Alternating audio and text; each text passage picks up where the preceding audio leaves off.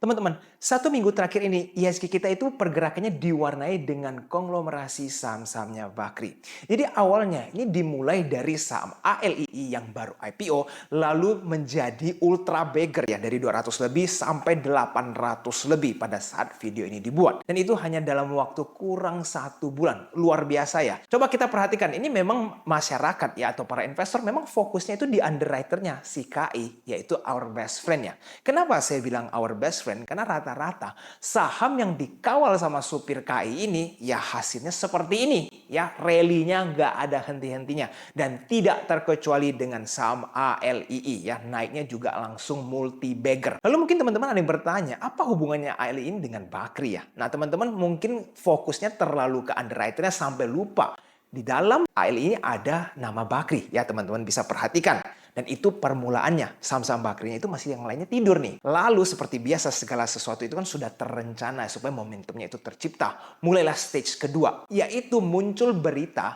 kerjasama antara Victor ya, saham VKTR dan juga dengan anak perusahaannya Imas. Nah teman-teman tahu ya, siapapun atau saham apapun yang disentuh dengan Salim itu biasa kena kesetrum beneran, rally-nya langsung kenceng banget. Dan begitu juga terjadi dengan Victor ya, pada saat mereka melakukan pengumuman kerjasama dengan anak perusahaannya Imas, yaitu dengan nama Salim tentunya, saham Victor itu langsung rally kenceng sekali ya, lebih dari 25% dalam 1 hari. Luar biasa ya teman-teman. Dan kalau kita lihat ya, pemegang saham terbesar di dalam Victor jelas BNBR, Bakri and Brothers. Itu stage kedua nih teman-teman, momentumnya sudah mulai build up.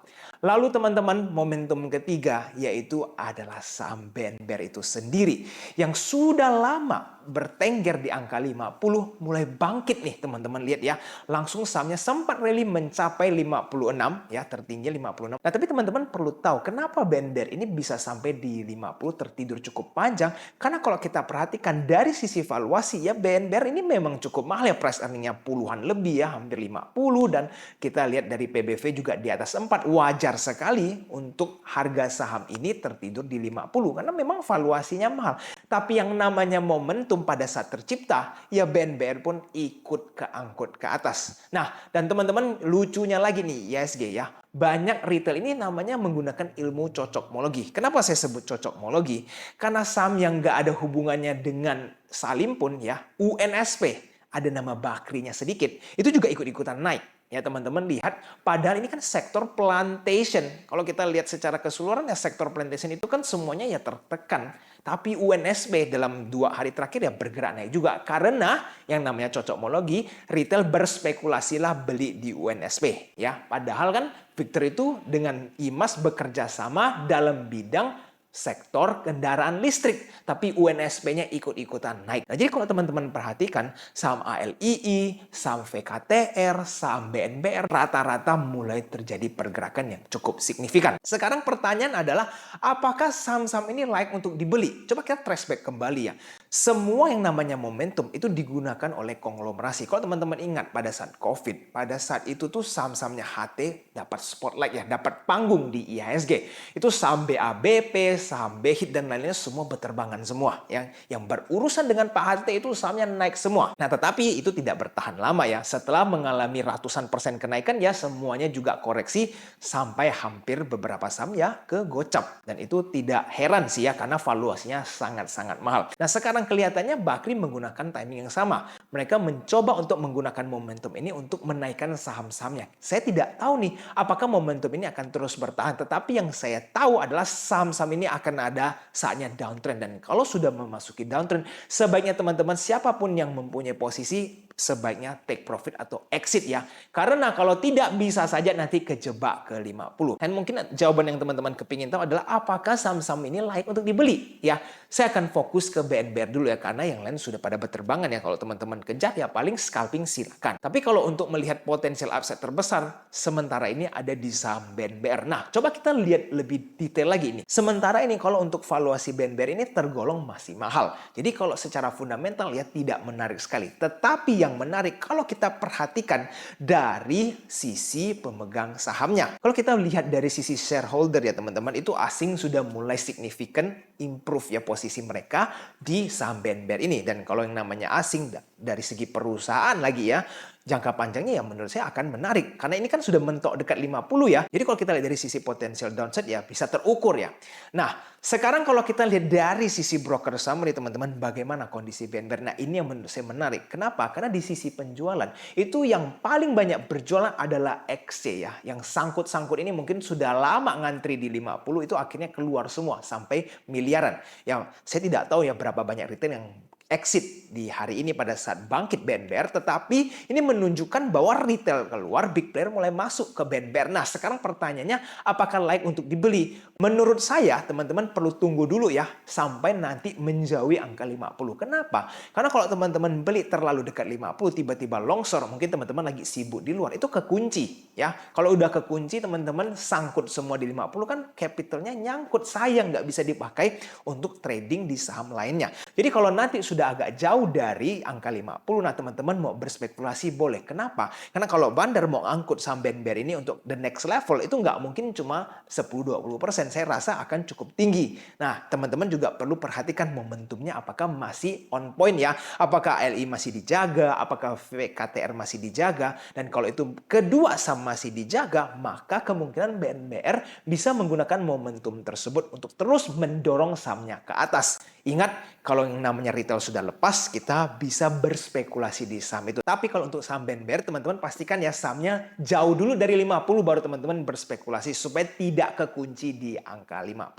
Nah, kalau untuk VKTR, teman-teman mau seperti apa? Scalping silahkan, ataupun ALII ya. Tapi menurut saya sih sudah agak beresiko karena profit taking sudah terlihat ya dilakukan oleh big player. Jadi kalau mereka terus melakukan profit taking ya siap-siap akan mulai amblas. Jadi teman-teman please ya lakukan analisa lebih detail lagi sebelum mengambil keputusan untuk beli atau jual sebuah saham. Oke, next setelah membahas tentang Bakri, kita lihat market outlook atau ekonomi lebih menyeluruh ya. Dan teman-teman kalau lihat ekonomi secara global, khususnya politik di Amerika, ini sebenarnya cukup menegangkan ya. Karena Trump itu bikin sebuah statement ya bahwa dia nanti kalau seumpamanya menjadi seorang presiden, dia itu akan berhenti bantuin Ukraina. Nah, kalau seumpamanya ini terjadi nih teman-teman, dan Rusia masih lanjut invade, itu Ukraina gimana cara protek diri mereka? Ya tanpa disupport sama US. Dan teman-teman kalau sampai kejadian ya, Rusia berhasil aneks atau invade Ukraina secara keseluruhan, itu menurut saya bahaya sekali ya di era 2024 ini. Nanti kalau negara-negara lain lihat bahwa Rusia itu berhasil dan dibiarkan ya tidak bisa diapa-apain, berhasil take over sebuah negara.